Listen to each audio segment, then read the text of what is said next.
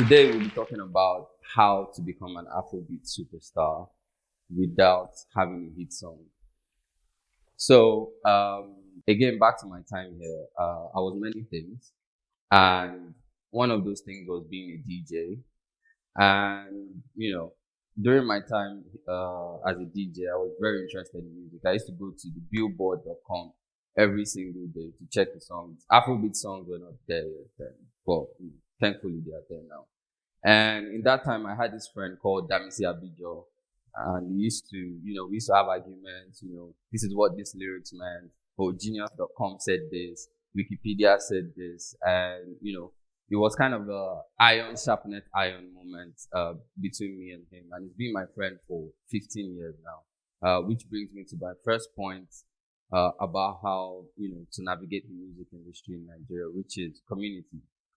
Community is very important in the sense that all these, people I met, at some point I was a tech guy during the tech boom, and I learned UI UX because, everybody around me, OAU was learning it, and, that turned out to be identity crisis, seeing as how I'm here.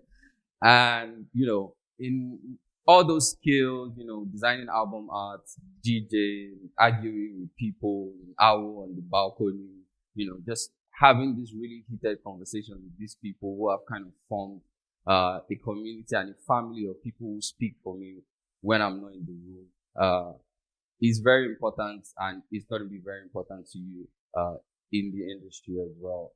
So what's going to keep you in the industry is your work ethic, and I would like to go a little bit into my childhood to explain how my work ethic helps me in the industry. I grew up in a home where if you took the first position, you get nothing, because my father always wanted us to believe that the reward for doing something is in the doing of it. So now that I, work, I don't wait for outside validation for the work that I do, because only I can validate myself.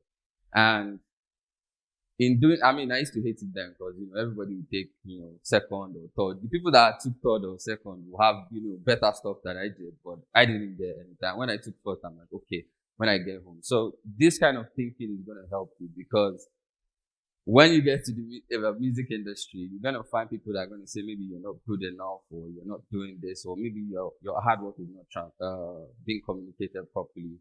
But you need to be able to be that ship that holds, despite the water that is around it. It's always you versus you. So you always need to look within yourself to get, that fulfillment, that validation.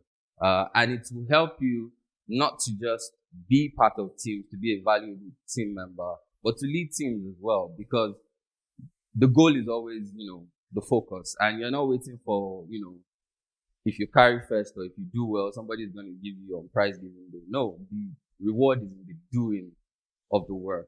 And the KPMG says the music industry revenue in Nigeria is going to be $44 million next year. Relatively, that's a small number, to the music industry in South Africa and other countries that have more structure for their music. But it's good. It's a development.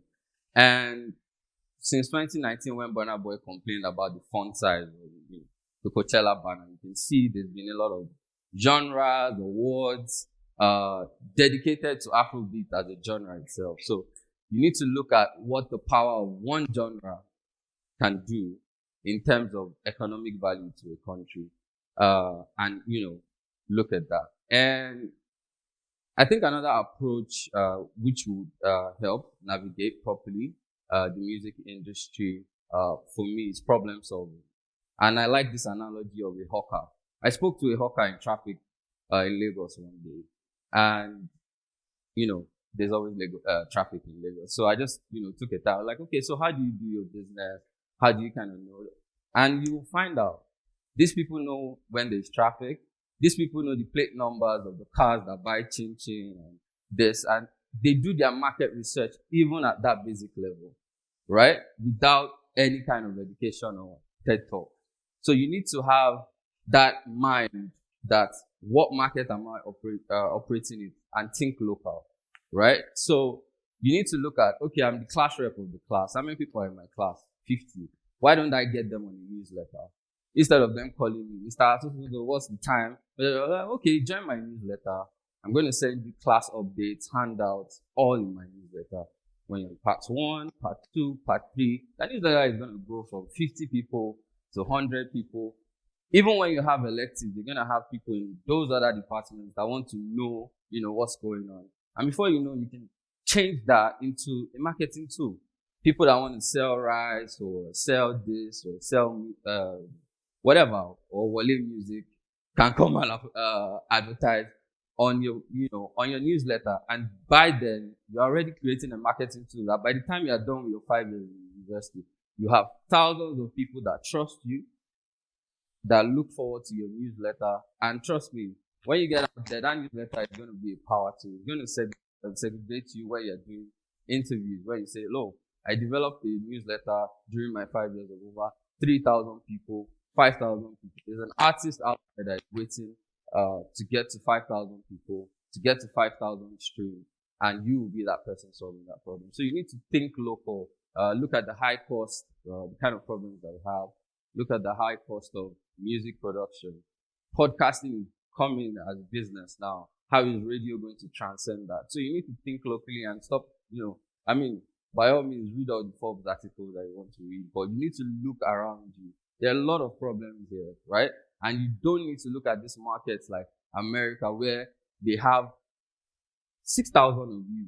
You get what I'm saying? There's only one of you in OAU. There's 35,000 students in OAU. If you have 10% of that crowd, which is 3,500, you have something on your hands.